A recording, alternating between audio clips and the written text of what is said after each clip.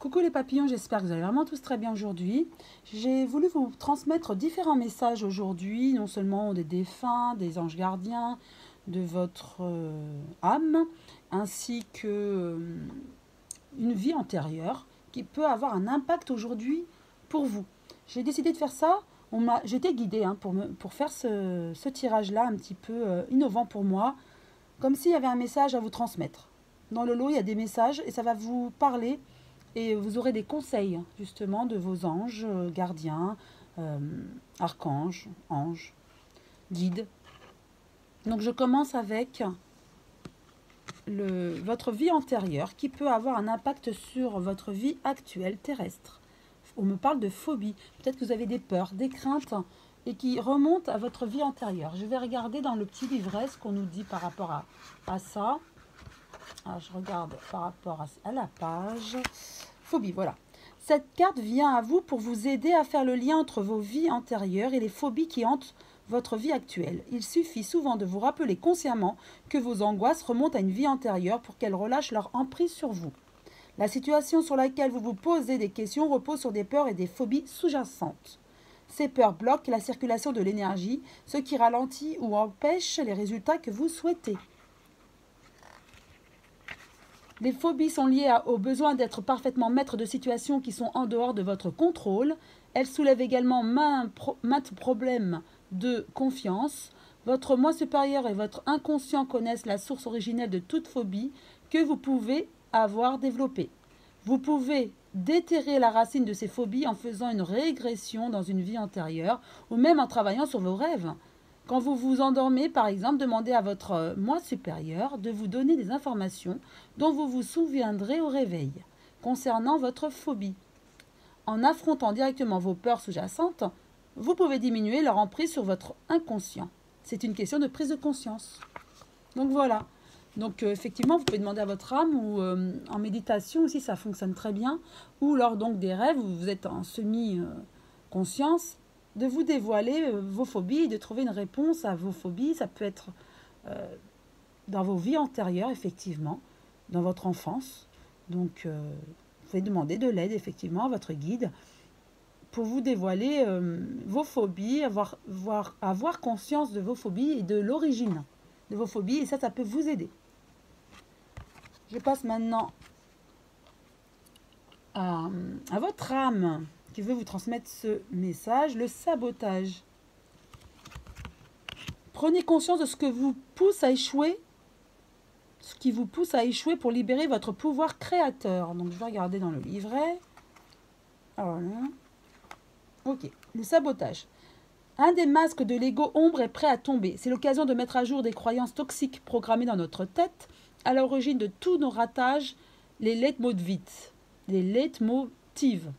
tels que « je n'y arriverai pas »,« je ne suis pas capable »,« je ne mérite pas » sont encore actifs chez vous. Une éducation autoritaire peu encourageante peut être à l'origine de cette dévalorisation de soi. Cette fidélité à la négativité familiale doit cesser.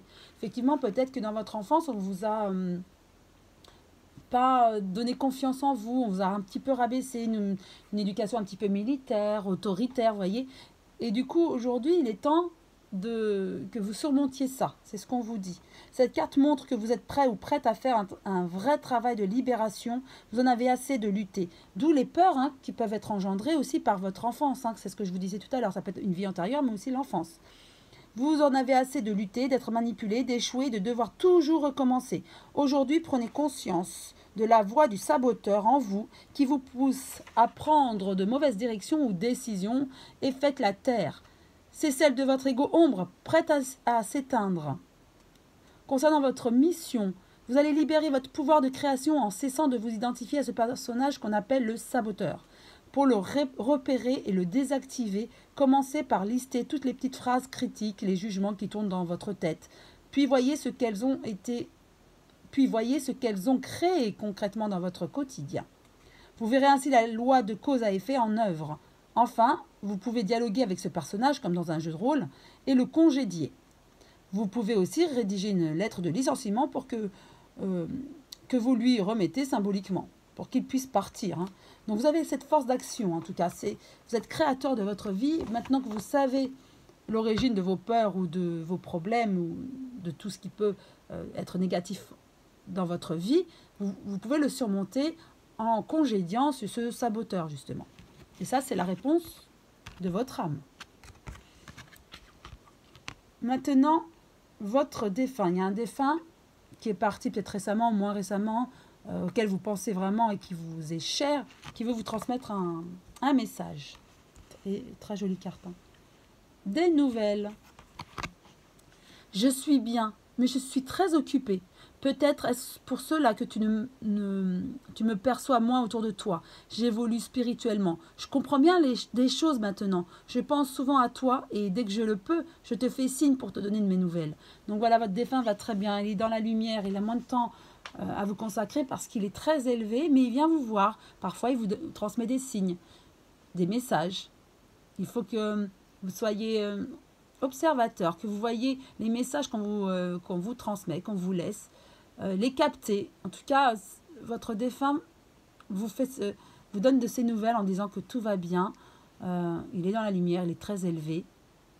Il pense à vous, il vient vous rendre visite, il vous donne des messages. Donc voilà, c'est un très beau message. Le message de votre ange gardien, pour vous, très jolie carte aussi. Prête attention aux synchronicités. Vous voyez, on parle des messages du défunt. Quand tu demandes mon aide, j'aimerais pouvoir te répondre clairement et te faire comprendre mes réponses verbalement, ce qui est impossible. Heureusement, avec ton incarnation, nous avons passé un pacte ensemble. Je t'enverrai des signes pour t'aider à cheminer sur la terre et te signifier que je suis avec toi. Ces indices sont des synchronicités. Donc voilà, non seulement votre défunt vous envoie des messages, mais votre ange gardien aussi. C'était un pacte avant que vous arriviez sur Terre. Juste observer. On vous demande d'observer des synchronicités, les petites plumes. On parle de plumes depuis tout à l'heure. Plumes, voilà. Des numéros, des heures miroirs. Toutes sortes de synchronicités qui vous donnent la démarche, le chemin à suivre. Et les réponses aux questions que vous vous posez, bien sûr. Pour finir, message des archanges pour vous, animaux. Et c'est l'archange Ariel qui vous délivre ce message aujourd'hui. Chers amis de la terre, tous les animaux sont des merveilles car ce sont des âmes pures. Demandez mon aide pour soigner et protéger vos animaux de compagnie, mais également des animaux sauvages. Je suis là pour vous aider. Donc, vous aimez certainement beaucoup les animaux.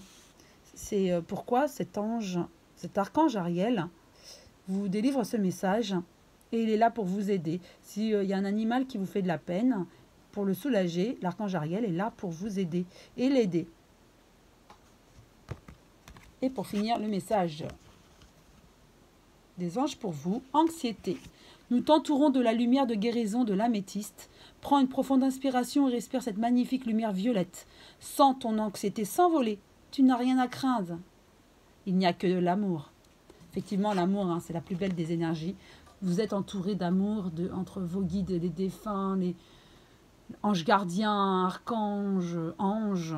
Ils sont tous là pour nous aider et pour vous aider. Faites appel à eux, ils ne demandent que ça. Et c'est vrai que, et là on vous reprécise qu'il n'y a que l'amour. Tout est amour et vous êtes baignés dans cette lumière d'amour. Donc pensez à demander leur aide et ils vous enverront de la lumière et beaucoup d'amour. Et des réponses à vos questions, bien sûr. Voilà, j'espère que tous ces messages vous ont réconforté et vous ont apporté de la chaleur et des réponses.